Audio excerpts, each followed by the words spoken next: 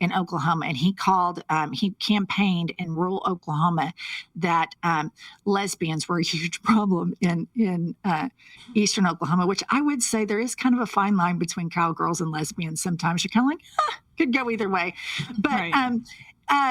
they Christian signal, and it works with them because their only form of culture or home or social life is in these churches, and the churches are hell, fire, damnation. You're no good. You need to be saved.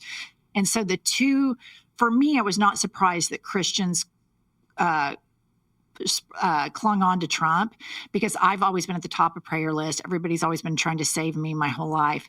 And they are very primed for this type of cruelty talk. When friends would take me to go get me saved, the preachers sound exactly like Donald Trump. They sound exactly like Benny Johnson. So it's familiar.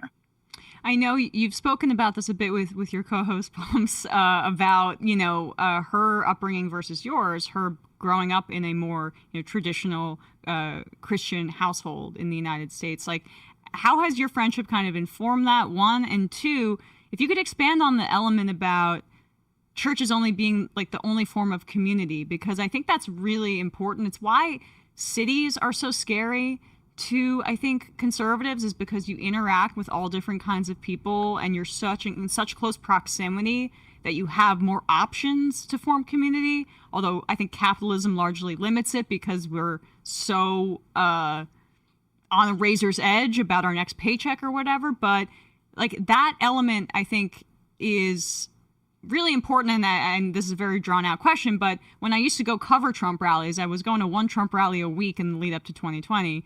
And it felt like when I went to mega church with my aunt, it was the same vibe. And it is a form of community, a perverse one, but it's because there are no other ones. Totally. So, I had a really unique upbringing. My parents, atheists. I don't know why we were in the buckle of the Bible Belt, but we were. I was born in Dallas, then moved to Oklahoma City when I was in grade school. And my parents traveled all the time, but I grew up around all of these really religious people. And so when I never fit in with them because I was never indoctrinated. You know how today the rapture is supposed to come on Christian Talk? They're talking about it. Wouldn't it be hilarious if we got raptured just right here on air? Love it. I mean, two Oklahoma atheists. City would be so tolerable. I want it to happen. But I remember when I was in 8th grade, I was a Brink Bobcat cheerleader. Go Bobcats. And everybody that I went to middle school with was like, the rapture's coming, the rapture's coming, the rapture's coming. I tell my mom, she go, oh, for God's sakes, Jennifer, that's ridiculous. These Christians are so intellectually stupid. And, the football game came and went, the rapture never came. But it's this cult-like thing, and there's all this pressure to be involved in it. I'm so grateful that I was never indoctrinated in it, because what we have right now is a bunch of people that are suffering the consequences of religious abuse. And my co-host, Pumps, she suffered the consequences of religious abuse. Now, her parents didn't set out to do this. The structures that they were raised in earnestly set her to be raised in the same structures. But if you're told when you're born that you're inherently bad, and I had a boyfriend in high school, Emma, whose dad was a Baptist preacher, and he got grounded for 3 months for beating off when he was 16 years old. Like, the shame of that is incredibly what that does to you. Abusive. And so then you see Grindr crashing, and you see all of these MAGA people that have all of this child essay stuff on their phones.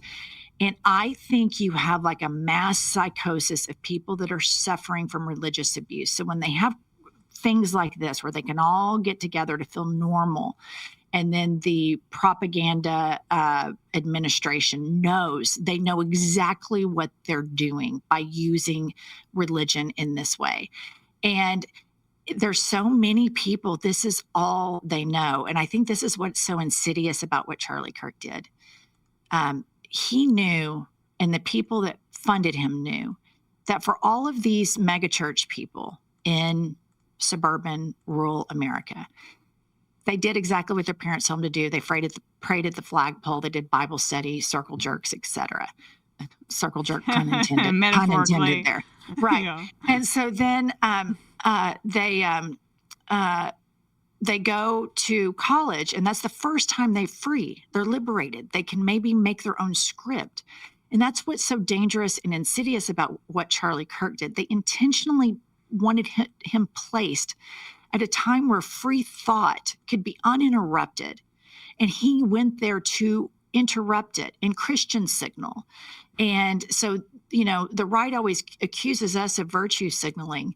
And probably we're guilty of that. And I don't think that's something we should necessarily apologize for. But weaponizing your faith against people who inherently have some questions like, did Noah really load up all those animals and get on the boat? Like, I had friends that literally believe that. Pumps, Right. my co-host, she told me one time she thought people lived to be 950 years old.